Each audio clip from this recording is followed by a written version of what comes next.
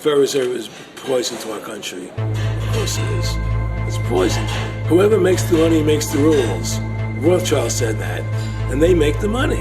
Why are we allowing these private bankers to make the money for our country? It makes no sense. Why are we paying interest to these banks to make money for us when the government can do it itself without paying interest and without all that debt? There's no answer to that question, and it's the question no politician will raise.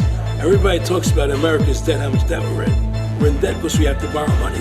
But we don't have to borrow money. They designed it so we go into debt. Exactly. What's up, everybody? Welcome to my channel. And today, I would like to talk about why the leftist narrative of we need higher taxes is a Titanic scam. I'm going to break down why this is a complete debtor scam to keep us from ever getting ahead. Now here, if you look at this piece of paper, I scaled out $0 to $25 million. Now if you look at the very bottom here, there's a scale of $0 to $1 million.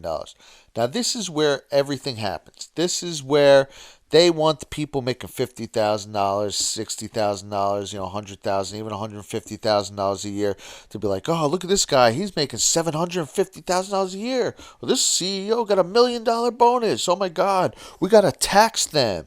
They have to be taxed. This is all happening right in this little scale. I want you to remember just this little scale. This is just a little bottom, centimeter of this paper right here. Now, if you look at the tax brackets right here, this is the one from 2018. People right away, Trump's giving breaks just to the rich. Well, if you look, he actually gave breaks to everybody. He lowered 15% to 12%, or 25% to 22%, so on and so forth.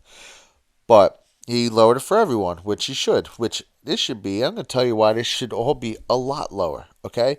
Now, first of all, you have to remember, now look, these people down here, say we have to tax these. Look, 37%. They're already paying, 2 times, 3 times as much in taxes, percentage-wise. So they're paying, forget about it, an astronomically more amount.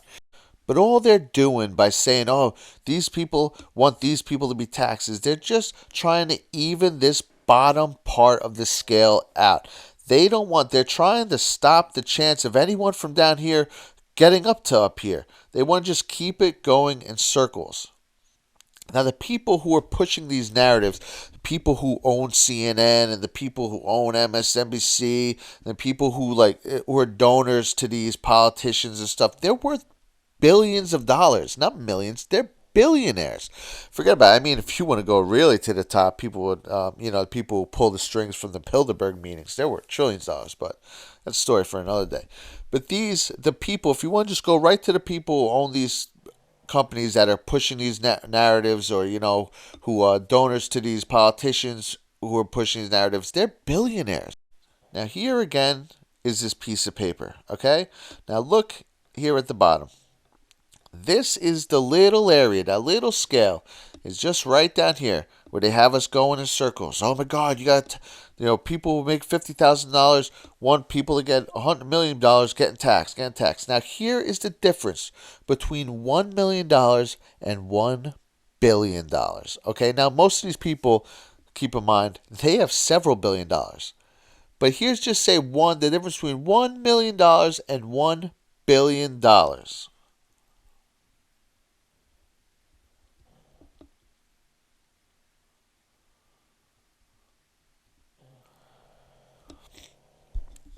So all these people who are saying, you got to tax the rich, the rich are evil, the rich hold you down, we got to raise their taxes, right? Raise their taxes.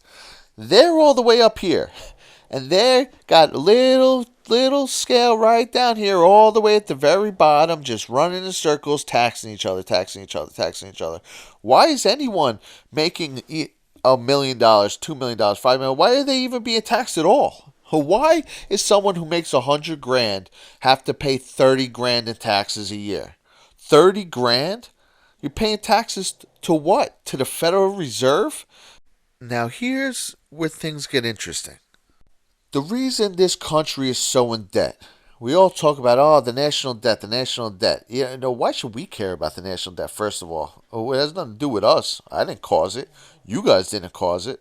But I'll admit, I've gotten sucked into it. It was pretty eye-opening watching Obama double it. Take it from 10 trillion to 20 trillion. Holy crap! But the problem is that debt is a scam. We live in a debtor society. The Federal Reserve, which is run out of England. I mean, they can say whatever they want. I'm not sure what the official narrative of it is, but the people who run the Federal Reserve are from England. That's where all the central banks are run out of England. The Bank of England is like the center of the world. No one even really knows that. But when we need to put more money into the economy, we don't just make more money. We borrow it from the Federal Reserve, and we have to pay that money back with interest, which is always constantly inflating everything and increasingly making your savings devalued. So every year, the prices of everything goes up, but your money in your bank, you don't get any money anymore. There's no interest on banks. What do you get, a couple cents a year? If you have a lot of money in your bank, what do you get, a fucking $100 here and there? You get nothing. So your money increasingly loses value while everything goes up in price.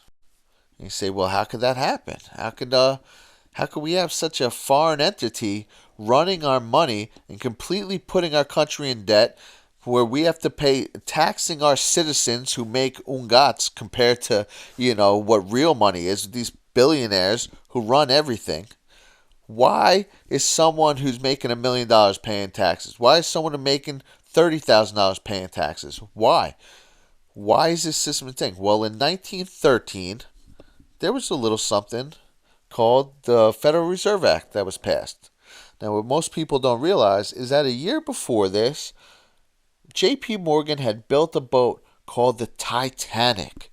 It was everyone knows the story of Titanic. We've all seen the movie, which is how psyops work. That's the only thing people think about when they think of the Titanic, is this movie and Jack and Rose and all this bullshit that they put around it.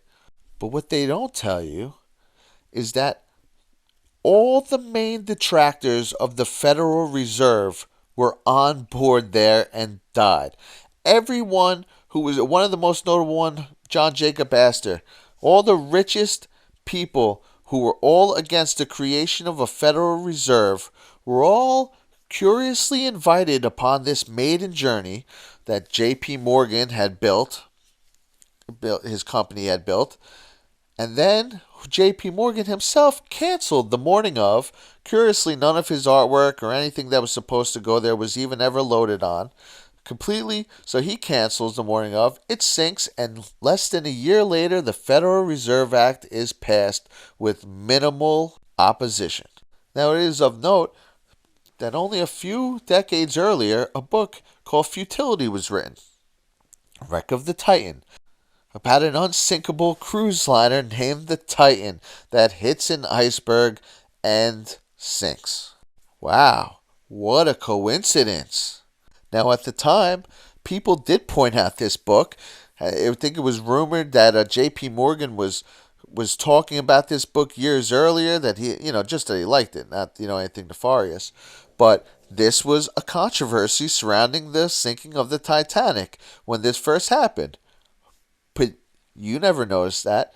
It was out of the news after a little while, and it's never been talked about again, never remembered. That's why when things like this, this guy getting jumped outside a subway, and now it turns out to be a complete friggin' hoax that he put on.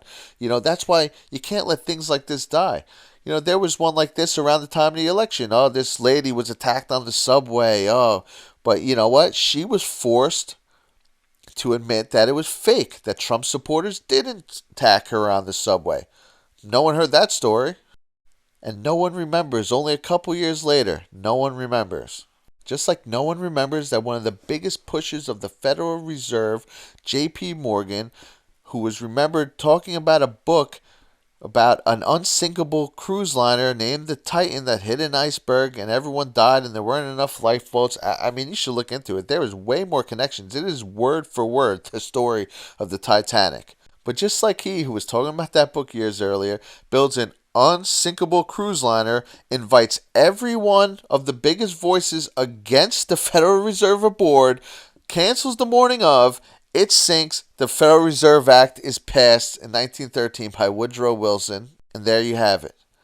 Now we are just stuck in this debtor scam forever, to where you have people all the way up here with all the money saying, oh, you guys should all fight with each other over who gets taxed. Yeah, look, they're rich. Oh, they're making $1 million. Oh my God. It's just a scam to keep you down. They want the people making $30,000 a year to collapse the people making $1 million a year, so everybody's making $30,000 a year. It's never going to be the opposite. And that's all socialism is. Socialism just completely takes the latter away.